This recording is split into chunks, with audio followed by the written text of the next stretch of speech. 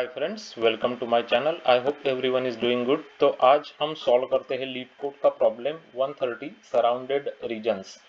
तो ये बहुत ही ज़बरदस्त मैट्रिक्स का मीडियम कॉम्प्लेक्सिटी कोडिंग प्रॉब्लम है। ये प्रॉब्लम काफ़ी कंपनीज में पूछा गया है इंक्लूडिंग मेटा, है ना। तो काफ़ी अच्छा प्रॉब्लम है ये। तो इसको आज हम लोग अच्छी तरीके से समझेंगे। मैंने आपके लिए कुछ खास एग्जांपल्स भी क्रिएट करे ताकि आपको ये कॉन्सेप्ट जो है वो अच्छी तरीके से समझ में आए और इसका हम लोग इम्प्लीमेंटेशन भी करेंगे। तो पहले तो प्रॉब्लम स्टेटमेंट को देखते हैं फटाफट, है ना। You are given m by n matrix board containing letters x and o capture regions that are surrounded. अब सराउंडेड रीजन्स का क्या मतलब है, देखा वो अब बता रहा है वो। Connect. A cell is connected to adjacent cells horizontally or vertically. Okay. Region क्या है, to form a region connect every O cell. Okay, तो आपको जो ओ सेल है उसको कनेक्ट करने को बोल रहा है वो, है ना। ओ सेल को कनेक्ट करने को बोल रहा है। The region is surrounded with X cells if you can connect the region with X cells and none of the region cells are on the edge of the board. तो ये जो sentence है बहुत इंपॉर्टेंट है। कौन सा sentence, none of the region cells are on the edge of the board, है ना। To captured surrounded region, replace all O's with X in place within original board. You do not need to return anything. तो in place इसको update करना है अपने को वो board को, ठीक है। और कैप्चर करने, क्या कैप्चर करने, सराउंडेड रीजन को कैप्चर करना है। ओके, एक एग्जांपल उसने बताया हुआ है तो इसको हम लोग देखते हैं कि क्या बोल रहा है वो, है ना। तो ये यहाँ पे एग्जांपल लिया हुआ है। तो क्या बोल रहा है वो बेसिकली कि जैसे इस एग्जांपल में आप देख सकते हो कि ओ जो है, ओ ये जो है वो ये बाउंड्री के ऊपर है और ये किसी ओ से डायरेक्टली कनेक्टेड है कि चार डायरेक्शन में नहीं कनेक्टेड नहीं है, क्योंकि चार डायरेक्शन में क्या है, एक्स एक्स एक्स। तो ये वैसे का वैसा रहेगा ओ। लेकिन ये जो रीजन है ये एक्चुअली सराउंडेड रीजन बोल सकते हैं इसको। ये सराउंडेड रीजन का क्या कॉन्सेप्ट है, इसका मतलब ये है कि ये जो रीजन है वो एक्स से सराउंडेड है। मैं आपके लिए फिर से बोलता हूँ ये कि ये जो रीजन है वो किससे सराउंडेड है, वो एक्स से सराउंडेड है ना। तो इसको मैं हाईलाइट करके दिखाता हूँ आपको, फिर आपको बराबर से समझेगा। ये जो रीजन दिख रहा है ना, ये सब कुछ, ये अभी ये पूरा का पूरा ये सब कुछ, ये जो है वो एक्स से सराउंडेड है चार डायरेक्शन में। तो वो बोल रहा है कि ये रीजन को लो और इसको एक्स बना दो बेसिकली, है ना। तो इसको एक्स बना दिया, है ना। तो that's what they are asking us to do. अभी before we go to the example that I created for you, मैं आपको ये चार डायरेक्शन का फंडा जिनको पता नहीं उनको समझा देता हूँ। तो अगर आप यहाँ पे है आई कॉमा जे सेल में है, तो चार डायरेक्शंस कौन से होते हैं, ये होता है अप, ये होता है डाउन, ये होता है राइट, ये होता है लेफ्ट, है ना। तो अप में क्या होता है, अप में होता है आई माइनस वन जे, है ना। ये होता है आई माइनस वन जे, ये हो गया अप। आई प्लस वन और जे, ये हो गया आपका डाउन। इसके बाद ये क्या है, right I J plus one, ये हो गया राइट साइड आपका। और लेफ्ट साइड क्या है, आई जे माइनस वन, ये हो गया आपका लेफ्ट साइड, है ना। तो ये चार डायरेक्शंस में आप कनेक्टेड हो सकते हो, ऐसे वो बोल रहा है। तो ये आपको चार चार डायरेक्शन का फंडा समझ में आ गया। अभी ये एक एग्जांपल देखा मैंने आपके लिए, स्पेशल एक खास एग्जांपल बनाया हुआ। अब इस एग्जांपल को पहले समझ लेते कि इससे यहाँ पे कैसे आए, और एक एक स्टेप बाय स्टेप समझते हैं कि इसको हम लोग इम्प्लीमेंट भी कैसे करेंगे। तो पहली बात तो ये है कि मुझे ये बताओ अभी कि इसमें सराउंडेड रीजन कौन से है, तो वो मैं आपको हाईलाइट करके दिखाता हूँ। तो ये एक रीजन है ना, ये है, वो सराउंडेड है। रीजन किस चीज का होता है, ओ का होता है, ओ, है ना। तो ये सराउंडेड बाय एक्स है चारों डायरेक्शन में।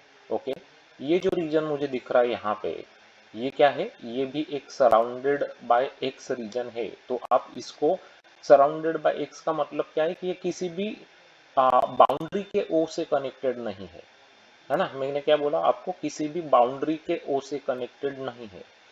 तो क्या ये भी मैं बोल सकता हूँ सराउंडेड रीजन है, नहीं, ये नहीं बोल सकता हूँ मैं। क्यों नहीं, ये क्यों नहीं बोल सकता हूँ मैं, ये इसलिए नहीं बोल सकता हूँ मैं क्योंकि ये जो ओ है यहाँ पे, ये बाउंड्री के ऊपर है ना।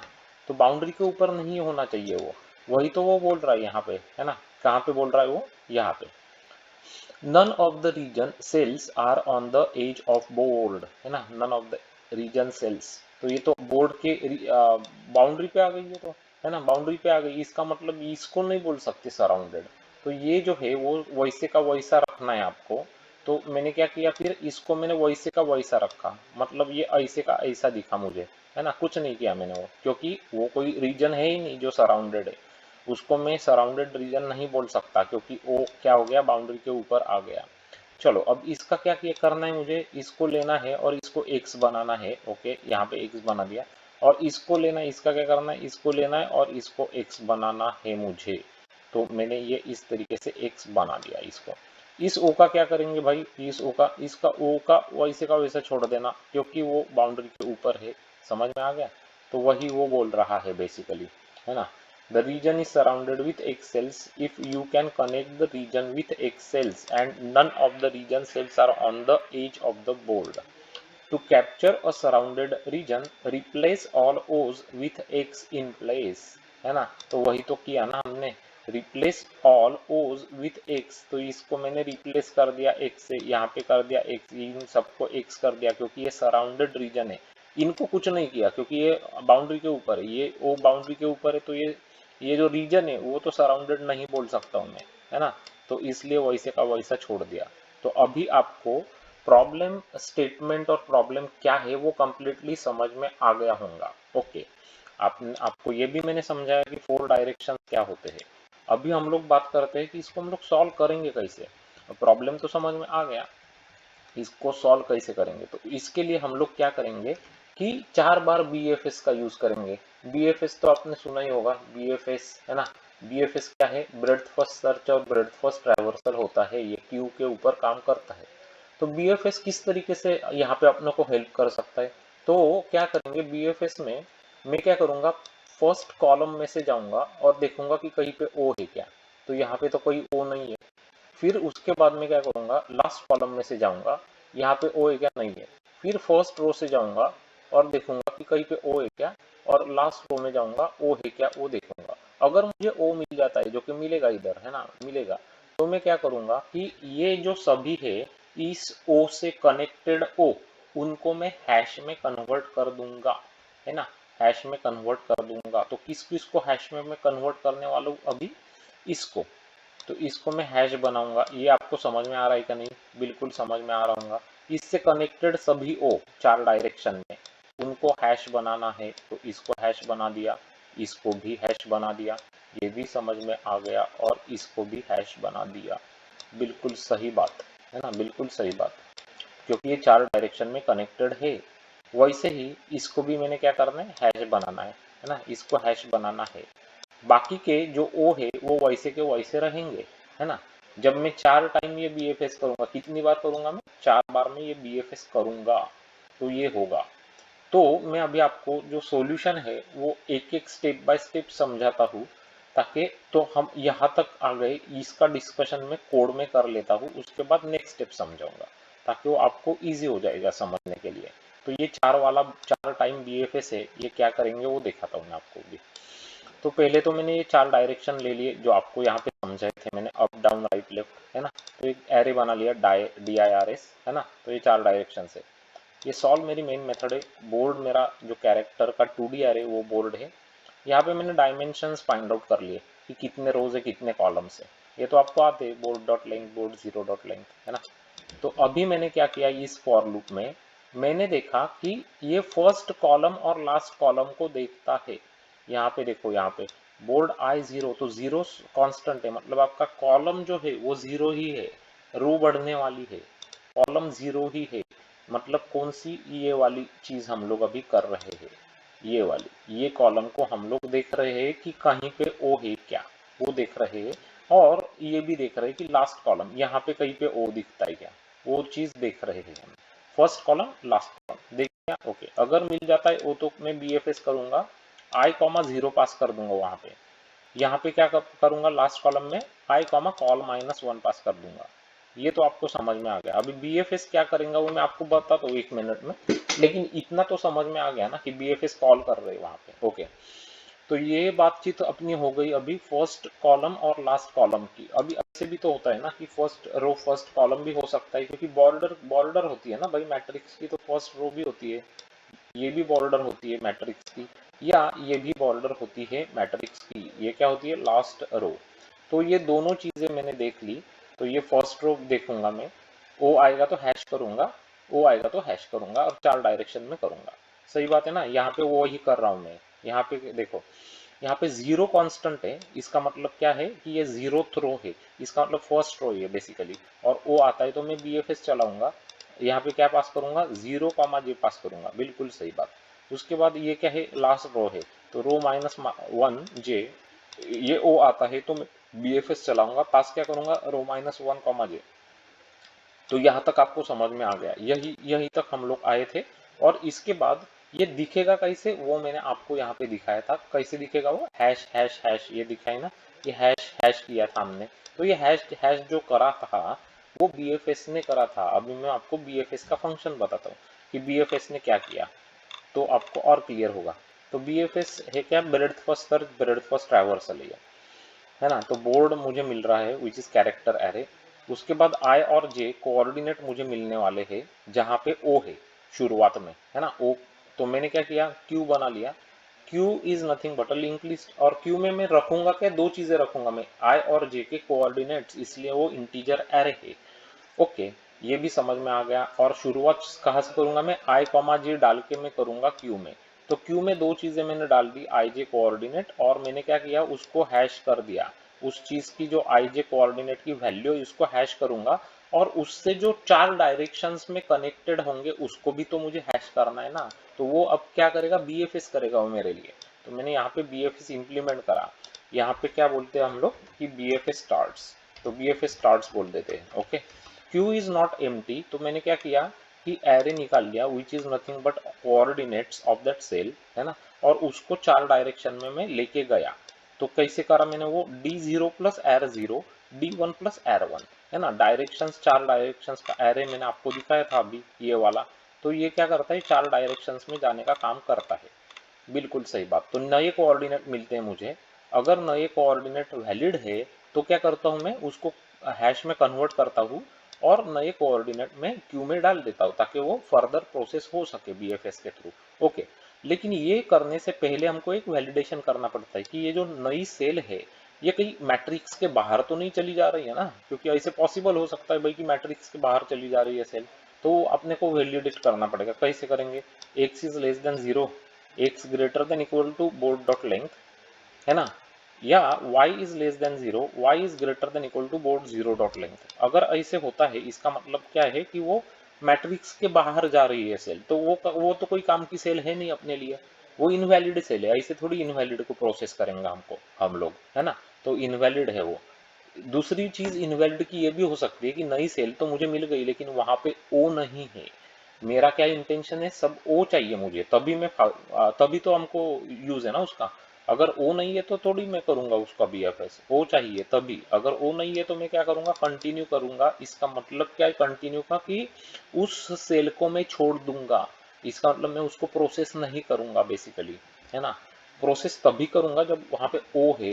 तो मैंने दिखाया ओ है, कहाँ पे किया हमने, यहाँ पे किया, ओ था हैश करा, यहाँ पे था ओ था हैश करा, है ना। जहाँ जहाँ हैश करा वहां पे पहले क्या था, ओ था, तभी मैंने उसको जाके हैश में कन्वर्ट कर दिया यहाँ पे। और यहाँ पे लास्टली ये सब हैश हो गए।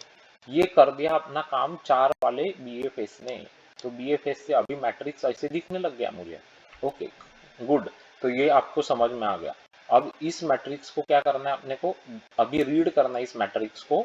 और जब जहां जहां हैश है, जहां जहां हैश है उसको मुझे ओ में कन्वर्ट करना है। ओ में कन्वर्ट करना है। तो मैंने हैश जहां पे था उसको ओ में कन्वर्ट कर लिया। कहाँ पे करा मैंने, यहाँ पे कर लिया, दिखाओ। ये देखो, ओ में कन्वर्ट कर लिया ना। इसका मतलब कि ये सराउंडेड नहीं है भाई, ओ का ओ ही रखना चाहिए इसको। इसका मतलब ये है, इसका मतलब क्या है, ओ का ओ ही रखना चाहिए। और कुछ दूसरे ओ मुझे अभी मिलेंगे यहाँ पे, दूसरे ओ मिलेंगे। कहाँ पे मिलेंगे दूसरे ओ, ये यहाँ पे मिलेंगे। देखो दिख गए ना, ओ कहाँ पे दिख रहे। इसका मतलब ये है कि ये जो दोनों रीजन है ये सराउंडेड रीजन है, ये सराउंडेड रीजन है। ये नंबर 1 का रीजन, नंबर 2 का रीजन, इनको मुझे क्या करना है, अभी इनको एक्स बनाना है।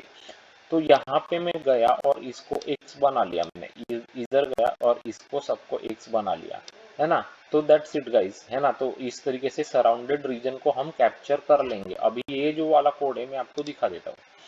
तो यहाँ पे है ये कोड, है ना। तो ये जो दो फॉर लूप, यहाँ पे क्या किया हमने, बीएफएस हो गए, अपने चारों बीएफएस चल गए, हो गए। अब में क्या करना है, मैट्रिक्स में से जाना है, ये तो आपको पता है मैट्रिक्स ट्रावर्सल का। और जब जहां जहां हैश आ रहा है वहां वहां ओ करना है, और जहां जहां ओ आ रहा है वहां वहां एक्स करना है। वही करना है ना भाई, वही तो किया ना हमने। तो यहाँ पे ओ कर दिया, और यहाँ पे एक्स कर दिया, यहाँ पे एक्स कर दिया, यहाँ पे एक्स कर दिया, यहाँ पे ओ कर दिया। तो ये ओ करने का वजह क्या था, ये ओ क्यों किया हमने, ये ओ इसलिए किया क्योंकि ये रीजन सराउंडेड नहीं है, इसलिए हमने किया। समझ में आया, ये प्रोसेस क्यों फॉलो करी हमने, क्योंकि हमको आइडेंटिफाई करने हैं ना सराउंडेड रीजन कौन से है, तभी तो हम लोग उसको एक्स में कन्वर्ट कर सकेंगे। सभी रीजन थोड़ी सराउंडेड होंगे, है ना। सभी रीजन सराउंडेड नहीं भी हो सकते हैं। तो पहले तो आइडेंटिफाई करना पड़ेगा। तो ये जो प्रोसेस मैंने आपको बताया, वो पहले आइडेंटिफाई कर रहा है कि कौन से सराउंडेड रीजन है। एक बार आपने वो आइडेंटिफाई कर लिया तो फिर उसको एक्स में कन्वर्ट कर लेंगे, है ना। तो दैट्स इट गाइस, आपको ये समझ में आ गया होगा कंप्लीटली, एक एक लाइन समझाइए गाइस। तो अब इसको रन करा के टेस्ट कराने का टाइम आ गया है। तो अभी टाइम का अभी फटाफट दिखा देता हूँ आपको। तो ये जो एग्जांपल है ये मैंने आपके लिए स्पेशल बनाया है, जो कि आप देख सकते हो यहाँ पे। ये एग्जाम्पल का हमको करेक्ट आउटपुट मिल भी रहा है ना। देख लिया ना, ओके देख लिया। और ये उनके एग्जाम्पल से, उनके एग्जाम्पल्स भी करेक्ट आउटपुट दिखा रहे हैं हमको। Super great. अब इसको सबमिट करा लेते हैं। Make sure this code is getting accepted by our LeetCode. और लीड कोड ने हमारे कोड को एक्सेप्ट कर लिया है यहाँ पे। और अभी तो 31.55% दिखा रहा है। तो नंबर्स का I am not sure, numbers change होते रहते हैं, लेकिन आपको कॉन्सेप्ट समझना जरूरी है। ये है लीड कोड का 130 सराउंडेड रीजन्स। मेटा का बहुत ही पॉपुलर कोडिंग क्वेश्चन है ये। ओके, तो आपको मैंने बहुत अच्छी तरीके से ये समझा दिया एग्जाम्पल से। तो आपको ये जो एग्जाम्पल है वो समझ में आ गया, यस टिक मार्क।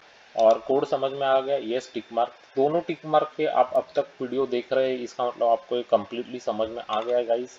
तो इस एफर्ट्स के लिए हमको लाइक तो ज़रूर बनता है, क्या नहीं बनता है, आप बोलो, है ना। लाइक बनता है क्या नहीं, क्योंकि बहुत सारा एफर्ट लगता है ये सब इम्प्लीमेंट करने का और बनाने के लिए। तो डेफिनेटली आप थोड़ा जनरॉसिटी दिखाओ और अभी के अभी जाके वीडियो को लाइक और कर दो, और चैनल को अभी के अभी जाके सब्सक्राइब कर लो। हमारे एक टारगेट है कुछ अचीव करने का, सब्सक्राइबर्स, तो वो कंप्लीट होना चाहिए, है ना। 4000 सब्सक्राइबर्स हमको अचीव करने फास्ट। तो हेल्प करा दो थोड़ी, और click on that bell notification icon button, ताकि आपको इसी तरीके के बढ़िया क्वालिटी कंटेंट के नोटिफिकेशंस मिलते रहेंगे।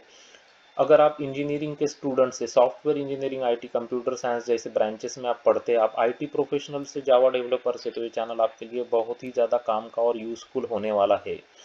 इस चैनल पे हमने 700 से ज़्यादा वेरी इंपॉर्टेंट प्रॉब्लम्स को लेके स्टेप बाय स्टेप सॉल्व करके दिखाया है, ताकि आप आपका इंटरव्यूज़ के लिए बहुत अच्छा प्रिपेयर कर सको।